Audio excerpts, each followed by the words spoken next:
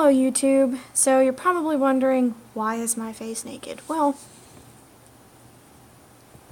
I have to do it for work. My eyebrows the same way, like there's just two tiny little balls, and they let me keep my noses and my ear stuff, but I can't have like a whole, I have to put a 1/2-inch plug in my, my 9/16 silicone stretches. But that's not the point. I just guys wanted you to know I'm not naked. I still have my piercings.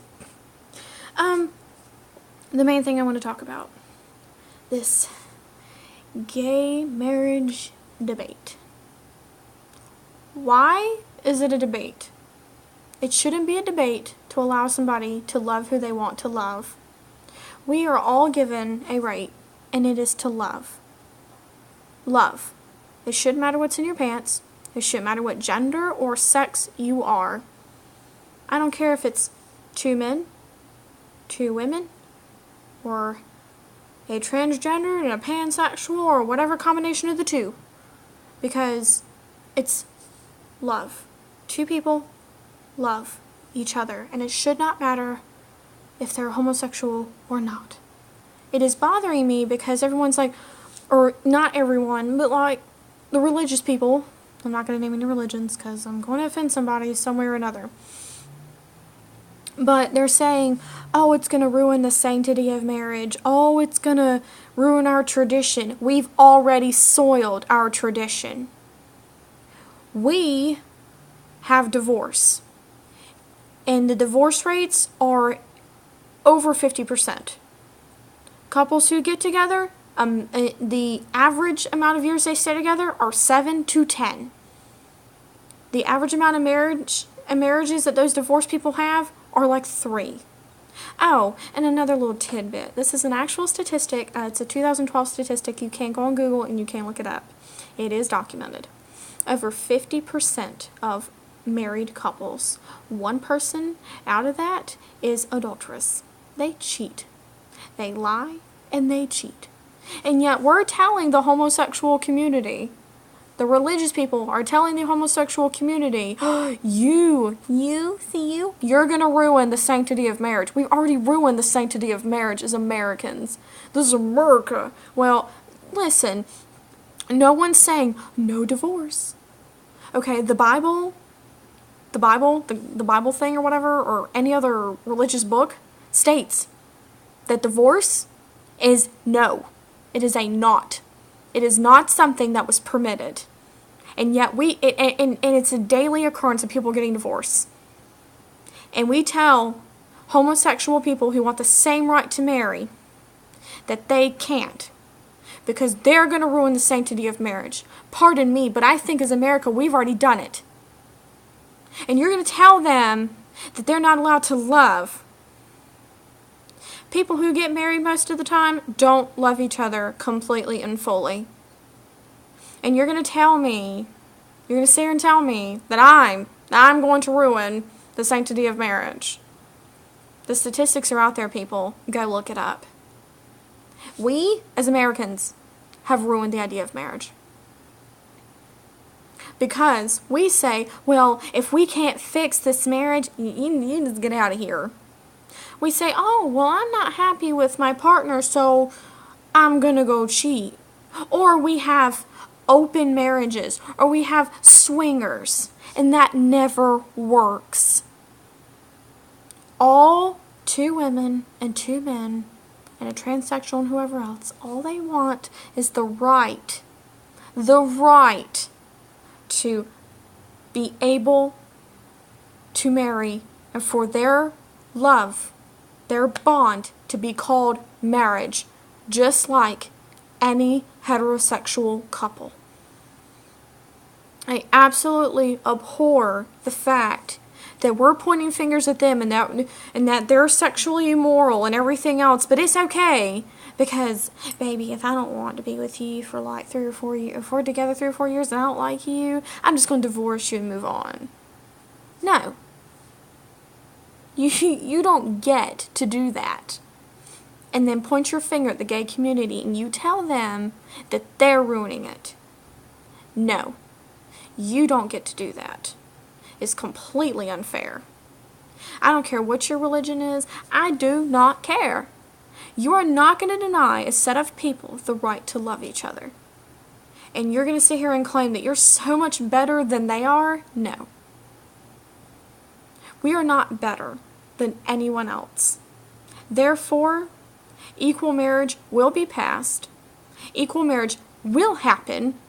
And it's not going to ruin the tradition or sanctity of marriage.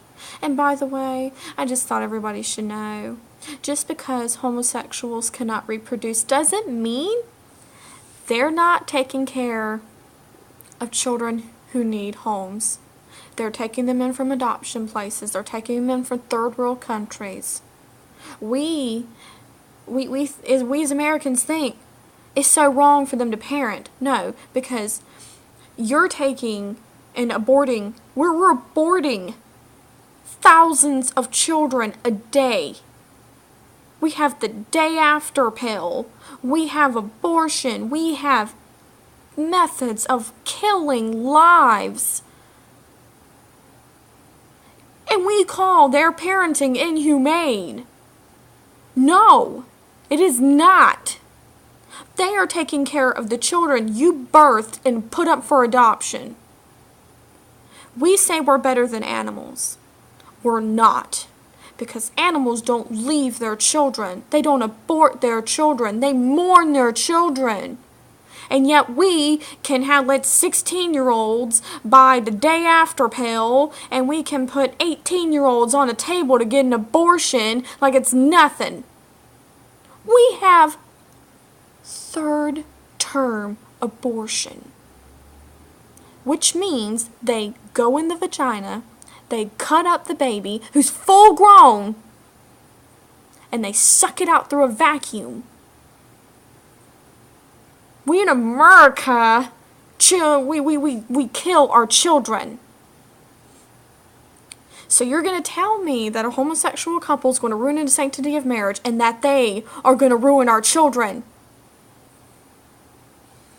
No, they are not going to ruin our children. And you know what? It is proven statistically that children who come from same-sex parents have higher grades, higher GPAs, higher jobs, better paying jobs. It's proven. And you know what else? With homosexual couples, they're not teaching their children discrimination and racism and sexism. They're not teaching their children, you're going to go to hell if you like women. You're going to go to hell if you like men. You're going to go to hell if you don't want to be your gender. You're going to go to hell if you're an atheist. We don't do that. They give their children free choice, which we all should do. And you, America, are going to sit here and tell me that they don't have the right to a family, that they don't have the right to love, that they don't have the right to a marriage. You are absolutely wrong.